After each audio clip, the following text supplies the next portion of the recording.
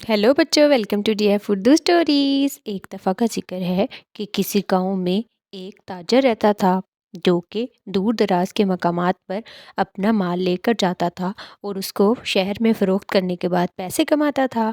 उसके पास एक ऐसा गधा था जिसका वो बहुत ज़्यादा ख्याल रखता था। उसको खाने पीने के लिए बहुत अच्छी अच्छी चीज़ें देता था क्योंकि वही उसका वाहिद सहारा था।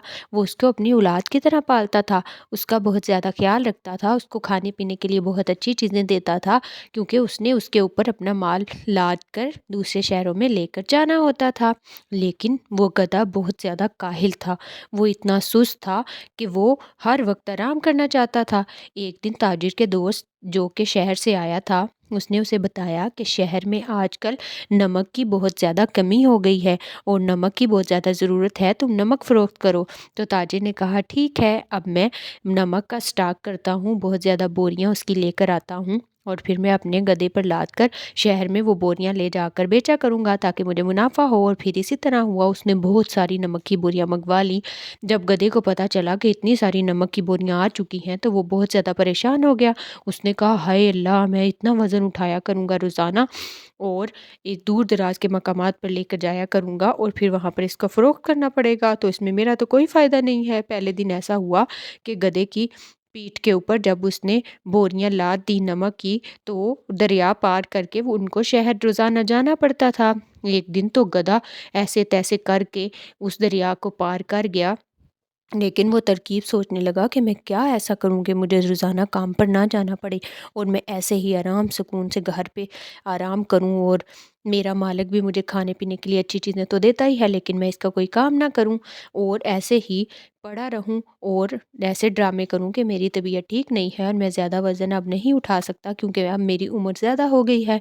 कि वो ज़मीन पर बैठ गया और ऊंची ऊंची आवाज़ में रोने लगा। अंदर अंदर से खुश था कि मेरा मालिक मुझे देखने आएगा जल्दी से और मैं फिर उसके सामने कोई ना कोई बहाना बना दूंगा कि मैंने आज काम पर नहीं जाना और मेरी पीठ पर बोरियां मत ला दो, कोई और इंतज़ाम करो। और फिर ऐसा हुआ कि जब बहुत सारी बोरियां रोज़ाना की उसका मालिक मंगवाता और उसकी पीठ पर लादने के लिए तैयार होने लगता, तो घोड़े ने एक तरकीब सोची। उसने कहा कि जैसे ही मैं ये बोरियां लादूंगा और दरिया के दरमियान में जाऊंगा तो मैं फिसलने का नाटक करूंगा और जैसे ही मैं फिसल जाऊंगा तो मेरी बोरियों के अंदर तमाम नमक पानी के अंदर घुल जाएगा और फिर मैं आराम सुकून से वापस आ जाऊंगा, अपने घर आकर आराम करूंगा।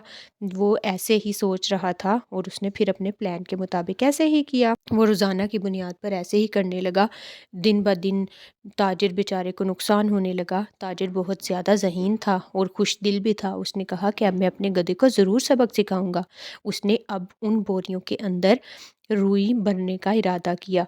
उसने जब वो रुई उसके अंदर भर दी तो नमक तो रोज़ाना जब गधा गिरता तो उसका नमक तो पानी के अंदर हल हो जाता और ख़त्म हो जाता, लेकिन अब तो रुई थी इन बोरियों में। गधा बहुत ज़्यादा खुश था कि मैं आज भी जाकर दरिया में गिर जाऊंगा, गिरने का नाटक करूंगा, तमाम नमक उसके अंदर बह जाएगा और फिर हम शहर की तरफ नहीं जाएंगे और इस तरह मेरा मालिक मुझे वापस ले आएगा और मुझे खाने पीने के लिए चीज़ें देगा, मुझसे प्यार करेगा और मुझे कहेगा कि तुम आराम करो, हम कल काम पर जाएंगे। लेकिन ऐसा बिल्कुल ना था क्योंकि उसका मालिक उसकी तमाम काहली को जान गया था। जैसे ही उसने उसकी पीठ के ऊपर वो बोरियां लाती उसको वज़न महसूस ना हुआ।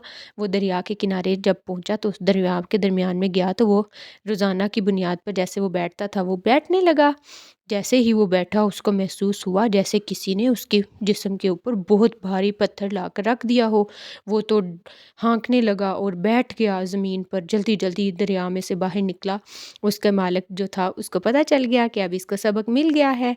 उसने अपने मालिक से तौबा की और उसको कहा कि मैं आइंदा आपके साथ ऐसे कभी भी नहीं करूँगा। जैसा कि आप मेरा ख्याल रखते हैं, मैं दिल से आपका ही ख्याल रखूँगा और आपके काम में आपकी मदद करूँगा।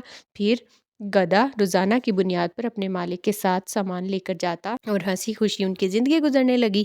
गधे ने यह सबक सीखा कि अगर कोई हमारा बहुत ज़्यादा ख्याल रखता है तो हमें भी बदले में चाहिए कि हम भी उसका ख्याल रखें और उनके लिए काम करें। जैसा कि मेरा मालिक मेरे लिए इतनी मेहनत करता है, मुझे खाने पीने की चीज़ें देता है, अपने इतना माल मेरे ऊपर खर्च करता है और मुझे अच्छा सा उसने घर भी बना कर दिया है ताकि मैं उसके अंदर रहूं, तो मुझे भी चाहिए कि मैं अपने मालिक की बात मानूं और हमेशा उसके साथ हंसी खुशी रहूं और जो वो कहे वही बात करूं। फिर इसी तरह से दिन गुजरने लगे। तो प्यारे बच्चों, फिर मिलेंगे अगली स्टोरी में। अपना बहुत ख्याल रखिएगा। मेरा channel dear food story subscribe करना मत भूलिएगा। अल्लाह हाफिज़।